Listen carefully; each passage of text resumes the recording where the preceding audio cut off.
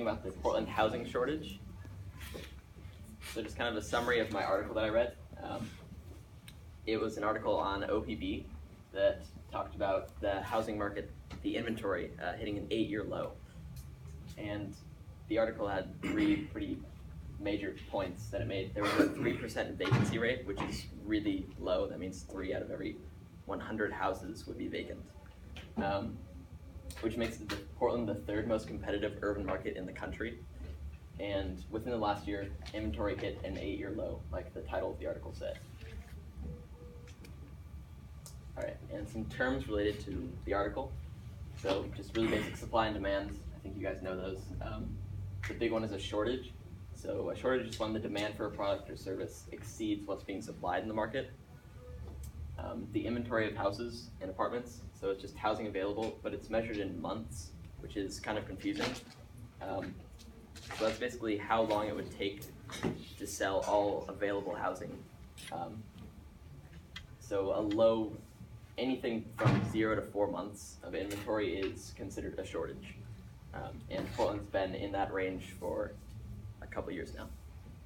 And then the term of seller's market, it gets tossed around a lot when you're talking about real estate. And that's just any economic situation in which goods are scarce and sellers can keep the prices high.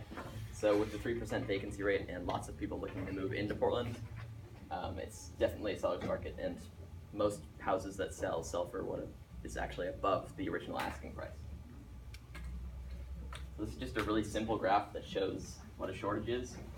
So a shortage, like I said, it's just when the demand exceeds what's being supplied, and it's below this point of equilibrium right here. So my article made some points. It didn't really give a very specific solution. It just made the point that developers need to develop housing at a greater rate than they currently are. And this needs to happen to keep up with the rapid population growth that's going on as more companies move into Portland. I know Under Armour announced that they're moving their headquarters here in the next couple of years. Nike and Adidas are already here, and Intel's also here, and they're continuing to grow. So more and more people will be looking to move into Portland, but the rate of development is not keeping up with the growth. And that'll avoid a further shortage. And then the article also gave population growth. So from 2010 to 2014, it was constant, right around 5.2% every year. And that's up from an average of 2.2% every year for the last decade before that. So it's more than doubled actually. All right, so some personal analysis. I couldn't really think of many ways to encourage builders and developers to develop at a greater rate than they are, besides maybe subsidizing some building materials and equipment, like wholesale. So I looked into this, and China actually did something with this a couple years ago to stimulate their economy, where they subsidized the purchase of big amounts of concrete, and they also did appliances, which I thought was interesting. And they were doing it for rural housing, so it wouldn't be urban like Portland would be, but it still worked, and it did stimulate their economy and helped to get the housing market back on track. Another thing I thought, the government could also allocate a bigger amount of tax dollars to building affordable housing. That would only solve part of the problem though, because a lot of the people looking into Portland aren't necessarily looking for affordable housing. They're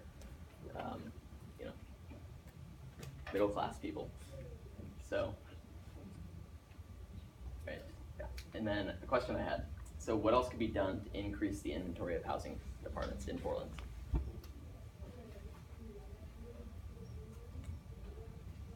I know there's like a lot of like different permits and things you have to, like hoops you have to jump through to build stuff. Maybe they could like make it a little bit easier to build in Portland, yeah. But that on the con side of that would, if it's like deregulated too much, it might cause like a lot of problems in terms of like housing, like they might not be built as well. Yeah, that was another problem that I encountered while I was trying to think of some solution to it. Like, how do you encourage more rapid building and development, but also maintain the quality of the housing that's being built, so that you're not just throwing up, thousands of shacks, basically. I mean, not shacks, but just maintain the quality.